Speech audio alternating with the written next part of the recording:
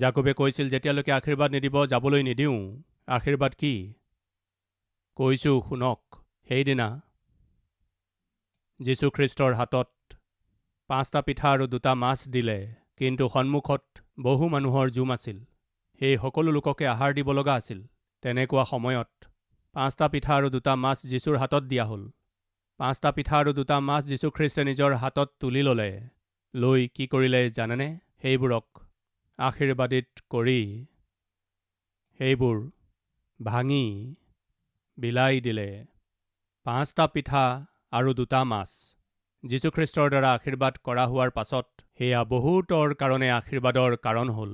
বহুতো লোকে পেট ভৰাই খাবলৈ পালে। বহুতৰে কষ্ট দূৰ হ'ল। ইয়াকেই কয় আশীৰ্বাদ। আপোনাৰ জীৱন যদি মোৰ যীশুৰ হাতত দিয়ে, আপোনাৰ ধন সম্পত্তি আনি মোৰ যীশুৰ হাতত যদি দিয়ে, আপোনাৰ দৰমহা আনি যীশুৰ হাতত দি যদি কয়, প্ৰভু আশীৰ্বাদ কৰক, মোৰ দৰমহাক আশীৰ্বাদ কৰক। নিজৰ সন্তানক আনি, যীশু মোৰ সন্তানক আশীৰ্বাদ কৰক। নিজৰ পৰিয়ালক আনি, প্ৰভু মোৰ পৰিয়ালক আশীৰ্বাদ কৰক। এই জগতৰ ধন টকা পইচা আৰু সম্পত্তিতকৈ মোৰ যি আছে সেইবোৰক আপুনি আশীৰ্বাদ কৰক। মই ইয়াকে বিচাৰোঁ। যেতিয়া যীশুৱে 5টা পিঠা আৰু 2টা মাছক আশীৰ্বাদ কৰিলে, সেয়া হাজাৰ হাজাৰ লোকৰ বাবে আশীৰ্বাদৰ কাৰণ হ'ল। সেয়াই হৈছে আশীৰ্বাদ। আজি মই সুধিছোঁ, আপোনাৰ জীৱনত প্ৰভুৰ আশীৰ্বাদ আছেনে? আপোনাৰ জীৱনত প্ৰভুৰ কৃপা আপুনি পাইছেনে? মই যেতিয়া হায়দৰাবাদলৈ আহিছিলোঁ, কান্দি কান্দি আহিছিলোঁ। অকলশৰে আহিছিলোঁ। বেদনাৰে সৈতে আহিছিলোঁ। মোৰ ভৱিষ্যতৰ কি হ'ব? এই চহৰত মোৰ কি হ'ব? কিন্তু মই নিজৰ জীৱন যীশুৰ হাতত দিলোঁ। প্ৰভুক সোধাই দিলোঁ। মই ক'লোঁ, আপুনি মোক কিনি ল'লে, মই আৰু নিজৰ নহয়, মই আপোনাৰ। মই নিজৰ জীৱন আপোনাৰ হাতত দিছোঁ। প্ৰভু মোক আশীৰ্বাদ কৰক। প্ৰিয়সকল, 20 বছৰ আগতে মই এইবুলি প্ৰাৰ্থনা কৰিছিলোঁ। মই যিখন ঘৰত আছিলোঁ তাৰ ছাদলৈ গৈ মই এইবুলি প্ৰাৰ্থনা কৰিলোঁ। কি বুলি জানেনে? প্ৰভু মোক আশীৰ্বাদ কৰক, আশীৰ্বাদ কৰক। সেইদিনা প্ৰভুৱে মোক ক'লে, মই তোমাক ভাঙিম। এয়া কি প্ৰভু আশীৰ্বাদ দিয়ক বুলি কওঁতে আপুনি ভাঙিম বুলি ক'লে? আকৌ ক'লোঁ, প্ৰভু ব্লেছ মি। প্ৰভু মোক আশীৰ্বাদ দিয়ক, ব্লেছ মি। প্ৰভুৱে ক'লে, আই উইল ব্ৰেক ইউ। এয়া কি প্ৰভু আশীৰ্বাদ দিয়ক বুলি কওঁতে ভাঙিম বুলি কৈ আছে? তেতিয়া প্ৰভুৱে মোক ক'লে, মোৰ বোপা, পিঠাকেইটা নভঙাকৈ হাজাৰ হাজাৰ লোকৰ মাজত বিলোৱা হোৱা নাছিল। মই তোমাক ভাঙিম, মই তোমাক মুচৰিম। সেইদিনা মই নিজৰ জীৱন প্ৰভুক সোধাই দিলোঁ, প্ৰভু আপুনি মোৰ জীৱন যিয়েই নকৰক, মোৰ চাৰিওফালৰ লোকৰ বাবে মোক আশীৰ্বাদৰ কাৰণ কৰক। সেই আশীৰ্বাদক আজি মই দেখি আছোঁ। আমাৰ কালবাৰী টেম্পল গোটেই বিশ্বকে প্ৰভাৱিত কৰা মণ্ডলী হিচাপে প্ৰভুৱে আশীৰ্বাদ কৰিছে। প্ৰিয়সকল, আজি মোৰ প্ৰশ্ন হৈছে, ঈশ্বৰৰ আশীৰ্বাদ আপোনাৰ ওপৰত আছেনে? সেই 5টা পিঠা আৰু 2টা মাছৰ ওপৰত যীশুৰ আশীৰ্বাদ আছিল প্ৰিয়সকল। সেইকাৰণে সেই 5টা পিঠা আৰু 2টা মাছ আশীৰ্বাদলৈ ৰূপান্তৰিত হ'ল। আজি মোৰ প্ৰশ্ন হৈছে, আপোনাৰ জীৱনত আশীৰ্বাদ আছেনে? আপোনাৰ পৰিয়ালৰ ওপৰত, আপোনাৰ ব্যৱসায়ৰ ওপৰত, আপোনাৰ চাকৰিৰ ওপৰত, আপোনাৰ সন্তানৰ ওপৰত ঈশ্বৰৰ আশীৰ্বাদ আছেনে? নাই যদি আজি প্ৰাৰ্থনা কৰিব লাগে, প্ৰভু আশীৰ্বাদ লাগে, আপোনাৰ আশীৰ্বাদ লাগে। জাকোবে আশীৰ্বাদৰ বাবে হাবিয়াস কৰিলে। ঈশ্বৰে জাকোবক আশীৰ্বাদ কৰিলে। কিমান আশীৰ্বাদ কৰিলে জানেনে? এজন প্ৰবঞ্চকক তেওঁ যেতিয়া ভুল স্বীকাৰ কৰিলে, পিতৃ মই প্ৰবঞ্চক, মই কোনোপধ্যে ভাল মানুহ নহয়, তেওঁ যেতিয়া স্বীকাৰ কৰিলে, তেতিয়া ঈশ্বৰে কৈছে, মই তোমাক ইছৰাইললৈ সলনি কৰিম। আচৰিত কথা নহয়নে? তাৰ পাছত ঈশ্বৰে প্ৰতিজ্ঞা কৰা দেশলৈ আহিল। সন্তান ডাঙৰ হ'ল।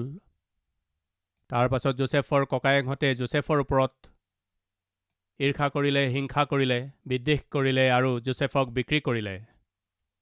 জাকোবে নিজৰ জীৱনত এটা মিছা কথাক সত্য বুলি ভাবি 20 বছৰ আগতে তেওঁৰ পুতেক মৰি গ'ল বুলি কোৱা কথাক তেওঁ বিশ্বাস কৰিলে।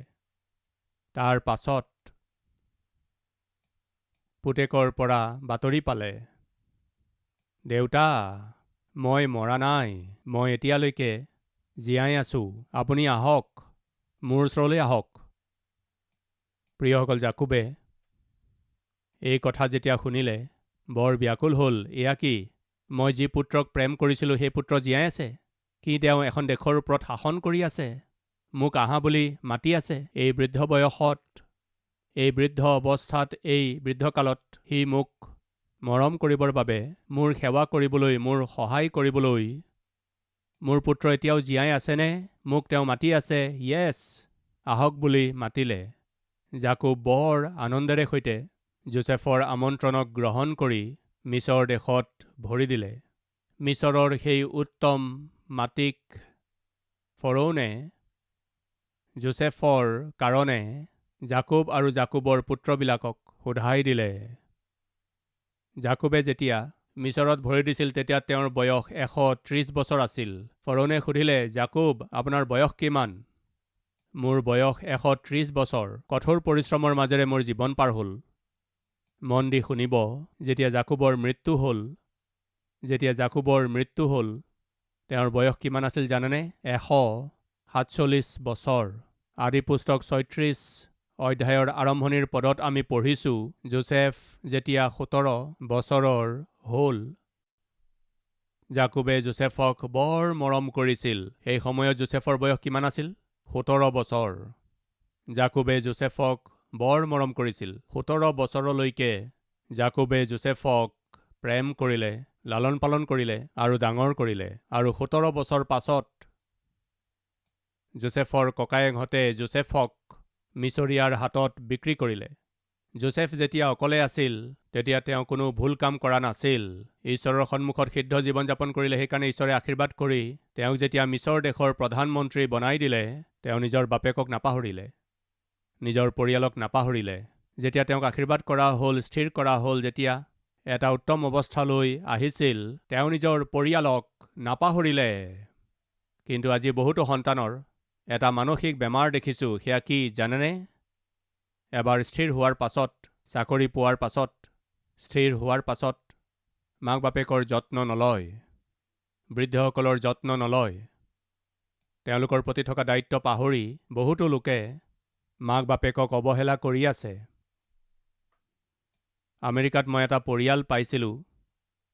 সেই পৰিয়ালটোক মই যেতিয়া লগ কৰিছিলোঁ, সেই পৰিয়ালৰ স্বামী স্ত্ৰীয়ে মোৰ সৈতে কথা পাতি থাকোঁতে পত্নীয়ে ক'লে, পালক মহোদয়, মই এটা কথা ক'ব বিচাৰিছোঁ। কি বাৰু, কওকচোন বুলি ক'লোঁ। মই যেতিয়া বুঢ়ী হৈ যাম, মোৰ স্বামীয়ে মোৰ যত্ন ল'বনে নাই মই নাজানো। মোৰ সন্তানে মোৰ যত্ন ল'বনে নাই মই নাজানো। কিন্তু বুঢ়ী হৈ যোৱাৰ পাছত যদি মোৰ সন্তানে মোৰ যত্ন নলয়, মই পোনে পোনে আপোনাৰ টেম্পললৈ আহি যাম। তাত মোক থাকিবলৈ দিবনে? প্ৰিয়সকল, আমেৰিকা দেশত এটা ভাল চাকৰি কৰি কোটি টকা খৰচ কৰি ঘৰ কিনাৰ পাছত তাত নিবাস কৰি থকা এগৰাকী মধ্যবয়সীয়া মহিলাই কৈ আছে, মই বুঢ়ী হোৱাৰ পাছত মোৰ সন্তানে যদি মোৰ যত্ন নলয়, মই নিজৰ স্বামীৰ আগতেই কৈ আছোঁ, মোৰ এজন ভাই আছে যিয়ে মোৰ যত্ন ল'ব, মোৰ ভৰসা আছে। মই পোনে পোনে কালবাৰী টেম্পললৈ গুচি যাম। মোৰ বৃদ্ধকালত মোক তাত থাকিবলৈ দিবনে? এয়া কি প্ৰিয়সকল? আজিৰ তাৰিখত মধ্যবয়সীয়া হোৱাৰ পাছতো সন্তান ডাঙৰ হৈ থকাৰ সময়ত সেই সন্তানক দেখিলে পিতৃ মাতৃৰ মনত কি সন্দেহ উৎপন্ন হয় জানেনে? আমাৰ সন্তানে এতিয়াৰ পৰাই আমালৈ মন কৰা নাই, বুঢ়া হ'লে মন কৰিব জানো? এতিয়াই আমালৈ মন নকৰে, আমাৰ মুখলৈকেই মন নকৰে, বিয়া পতাৰ পাছত আমালৈ মন কৰিব জানো? এনেকুৱা ভয়। প্ৰিয়সকল, যাৰ বয়স 50 বছৰ হৈ গ'ল, তেওঁলোকৰ ভয় কি জানেনে? আমাৰ সন্তানে আমাৰ যত্ন ল'বনে নাই? প্ৰিয় ভাই ভনীসকল, মন দি শুনিব। আপোনাৰ পিতৃ মাতৃয়ে আপোনাক লালন পালন কৰি ডাঙৰ দীঘল কৰিলে, তেওঁলোকক অৱহেলা নকৰিব। বাইবেলে কৈছে নিজৰ পিতৃ মাতৃক আদৰ কৰা। তেওঁলোকৰ বৃদ্ধকালত তেওঁলোকক অৱহেলা নকৰিবা। মা যেতিয়া বুঢ়ী হৈ যায়, তেওঁক তুচ্ছ জ্ঞান নকৰিবা। বাইবেলে কৈছে, কিছুমানে বিয়া হোৱাৰ পাছত মাক বাপেকৰ সেৱা কৰিবলৈ বিচাৰে, কিন্তু নাজানো কিয় কিছুমান বোৱাৰীয়ে অকণো নিবিচাৰে। এজন পুতেকে চহৰত চাকৰি কৰিছিল, স্থিৰ হৈ ঘৰ কিনি ল'লে। তেওঁৰ বাপেকে ল'ৰা আৰু বোৱাৰীক চাবৰ বাবে নিজ গাঁৱৰ পৰা সেই চহৰলৈ আহিল। দূৰৰ পৰাই বোৱাৰীয়েকে শহুৰেকক অহা দেখিলে। এতিয়া চাওক, ঘৰৰ পৰা গোটেইবোৰ প্লেট ওপৰৰ পৰা তললৈ পৰিব ধৰিলে। পাকঘৰৰ পৰা সকলো বাচন তললৈ পৰিবলৈ ধৰিলে। স্বামীয়ে সুধিলে, কি হ'ল? গোটেইবোৰ বস্তু কিয় তললৈ পেলাই আছা? কি হ'ল বুলি স্বামীয়ে সোধাত মোক নোকোৱাকৈয়ে সকলো প্লেন কৰিলা নহয়? কি প্লেন কৰিলোঁ? কি হ'ল? যেন একোৱেই নাজানে তেনেকৈ কৈ আছা। নিজৰ দেউতাক মাতি ল'লা নহয়? মই নিজৰ দেউতাক কেতিয়া মাতিলোঁ? কি কৈছা এইবোৰ? মোৰ দেউতা যদি আহিও যায় তুমি জানো থাকিবলৈ দিবা? এই কথা জানিও মই কেনেকৈ মাতিম? তেন্তে কেনেকৈ আহিল? কোন আহিল? এই বুলি কৈ থাকোঁতে দেউতাকে দুৱাৰত টুকুৰিয়ালে। কোন আহিল বুলি দুৱাৰ খুলি চাই দেখিলে দেউতাক। দেউতা আপুনি আহক আহক, মাতি নি বহুৱাত। মোৰ দেউতা আহিছে।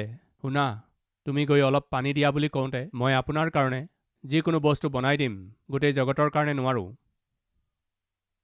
নাজানো কিছুমানে নিজৰ শাহু শহুৰক এক ধৰণৰ এলাৰ্জিৰ দৰে চায়। এলাৰ্জি বুলি ক'ব নে মানসিক ৰোগ বুলি ক'ব? শহুৰে ঘৰলৈ অহাত এগিলাচ পানীও নিদিলে, মৰমেৰে সেৱা নকৰিলে। আৰু ইমানেই নহয়, ঘৰত কাজিয়াই কাজিয়া, কাজিয়াৰ ওপৰত কাজিয়া। তেতিয়া স্বামীয়ে ক'লে, কিয় কাজিয়া কৰি আছা? এওঁৰ বয়সনো কিমান? কালি পৰহি মৰি যাব। এনেকুৱা লোক নমৰে। তেওঁ আৰু 20 বছৰমান জীয়াই থাকিব। এনেকুৱা বোৱাৰী থাকিলে আগতেই মৰি যাব। ঠিক আছে কোৱা, কি কৰোঁ এতিয়া? একো নাই। আপোনাৰ দেউতা ঘৰৰ পৰা যাবলৈ হ'লে আপুনি মোক মৰাৰ নিচিনা নাটক কৰক। তেতিয়া তুমি কি কৰিবা? কন্দাৰ নাটক কৰিম, নাকান্দো। এইটো ভাল উপায় বুলি গিৰিয়েকে নিজৰ ঘৈণীয়েকক মাৰিবলৈ নাটক কৰিলে আৰু তাইক কন্দাৰ নাটক কৰিবলৈ ধৰিলে।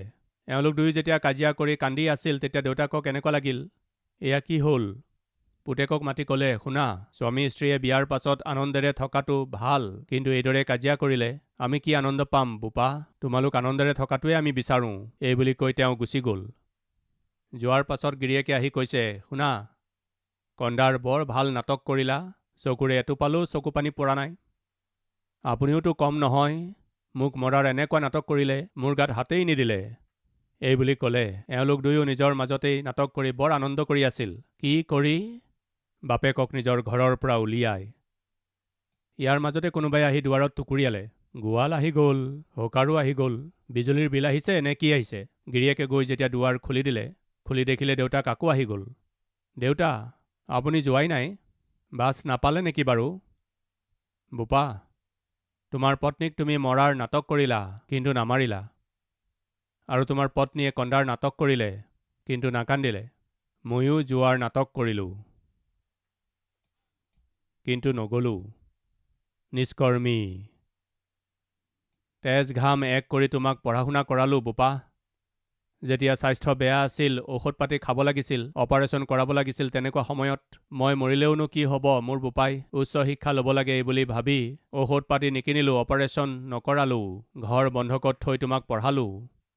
পঢ়া শুনা শেষ কৰি চাকৰি নোপোৱাত 50,000 1 লাখ টকা দিলে তুমি চাকৰি পাবা বুলি ভাবি ঘৰ বন্ধকত থৈ তোমাক চাকৰি দিয়ালোঁ। চাকৰি পোৱাৰ পাছত মোৰ ল'ৰা ছেটেল হৈ গ'ল বুলি ভাবি, তুমি সুখেৰে থাকা বুলি ভাবি মই খেতিপথাৰ বিক্ৰী কৰি এই ঘৰটো তোমাক কিনি দিলোঁ। ইমানবোৰ কৰাৰ পাছত তুমি আচলতে সুখী হয়নে নহয় তাক চাবলৈ তোমাৰ ঘৰলৈ অহাত অন্তত এসপ্তাহো নিজৰ দেউতাক শান্তিৰে নিজৰ ঘৰত থাকিবলৈ নিদিলা। তোমাৰ দৰে পুত্ৰৰ লগত থকাতকৈ শ্মশানৰ ওচৰত এটা জুপুৰি বনাই থকাটোৱেই উত্তম। এই বুলি কৈ চকুলো টুকি সেই দেউতাকজন ঘৰৰ পৰা ওলাই গ'ল।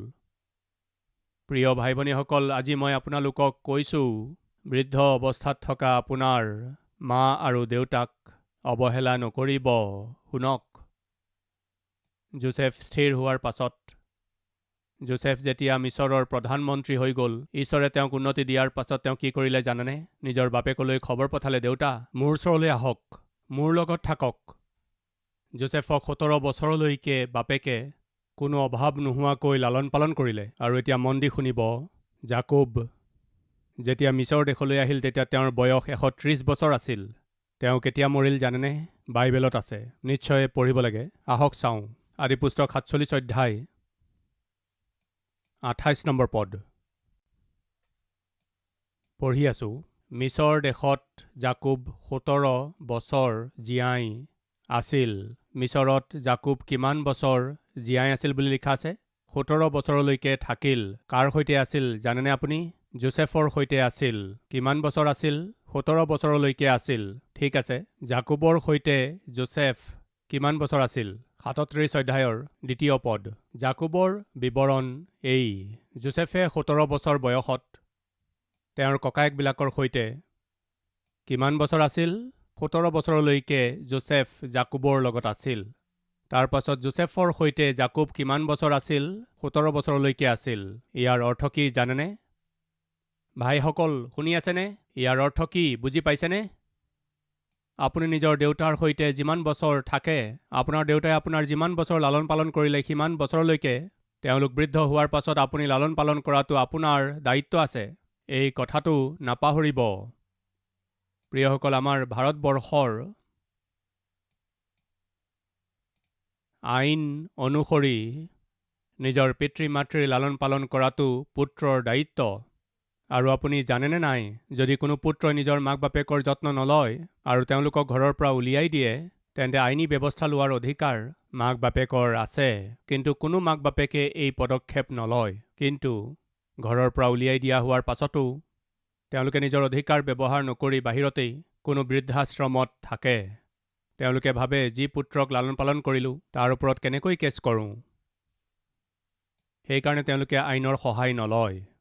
প্ৰিয়সকল, মন কৰিব, এহাল মাক বাপেকে নিজৰ পুত্ৰলৈ এখন চিঠি লিখিলে, বোপা, আমি বৃদ্ধ হ'লোঁ, আমি একো কাম কৰিব পৰা নাই, তোমাৰ মাৰ স্বাস্থ্য ভাল নহয়, তাই একো কৰিব নোৱাৰে, বোপা তুমি ছেটেল হৈ গ'লা, মই ঘৰ কিনিবলৈ পইচা পঠিয়াইছিলোঁ, তুমি ঘৰ কিনিলা, এই বৃদ্ধ বয়সত আমি দুয়ো তোমাৰ ঘৰলৈ আহি থাকিব বিচাৰিছোঁ, আমি তোমাৰ ঘৰলৈ আহিম বোপা।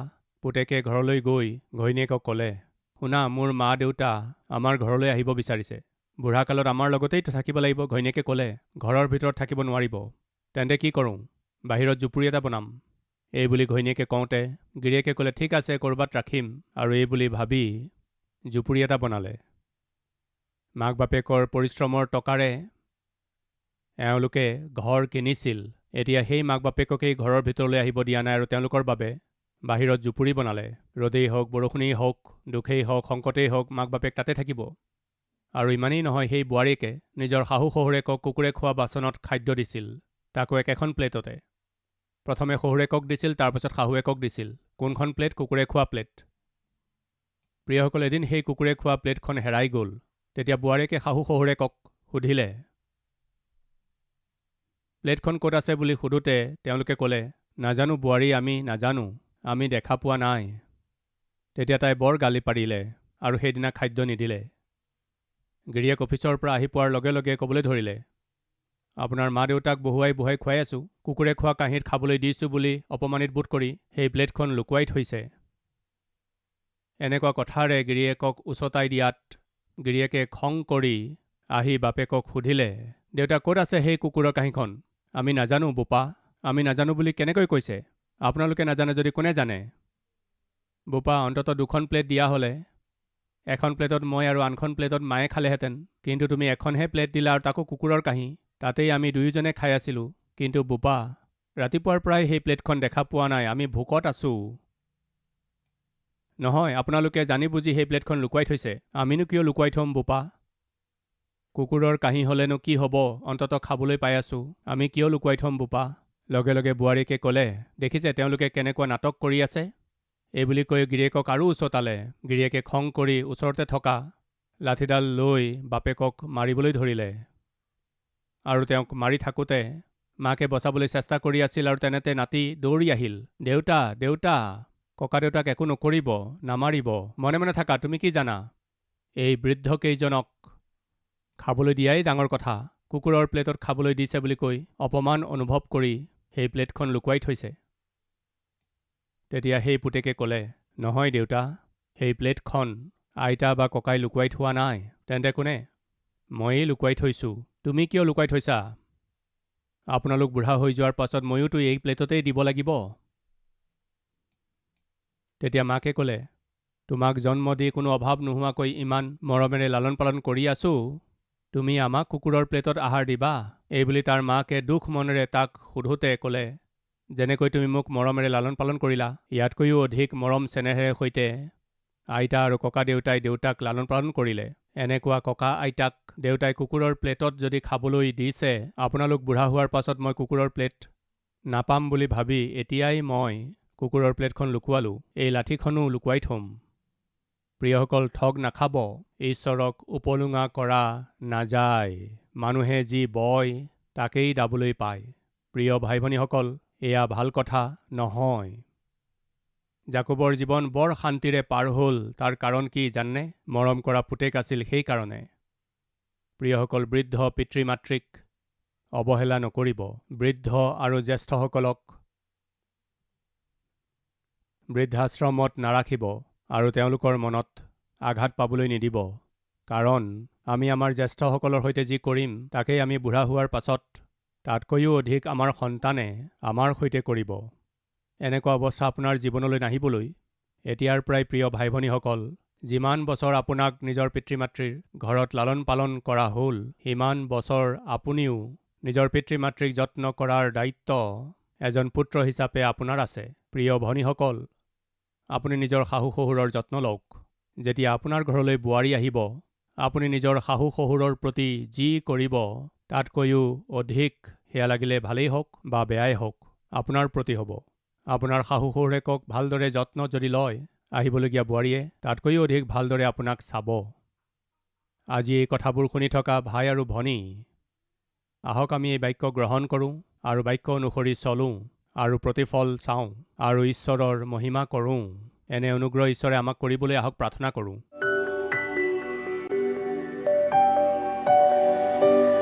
পবিত্ৰ পিতৃ ঈশ্বৰ, অতি স্পষ্ট আৰু পোনপটীয়াকৈ জাকোবৰ জীৱনৰ দ্বাৰা আপুনি আমাক কথা ক'লে।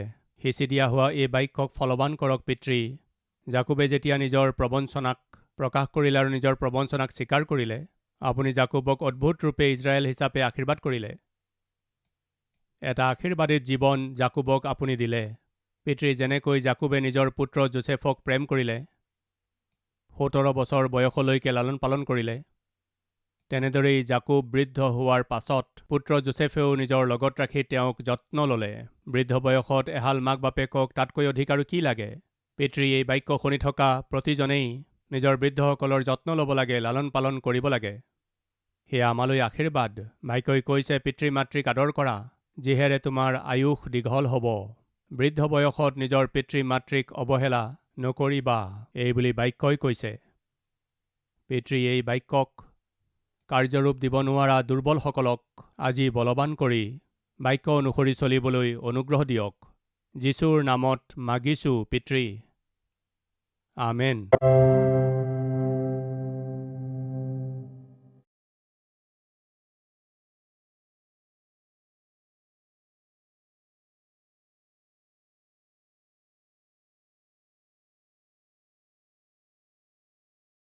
আমাৰ ঠিকনা কালবাৰী, পোষ্টবক্স নম্বৰ 30, কুকটপল্লী, হায়দৰাবাদ 72।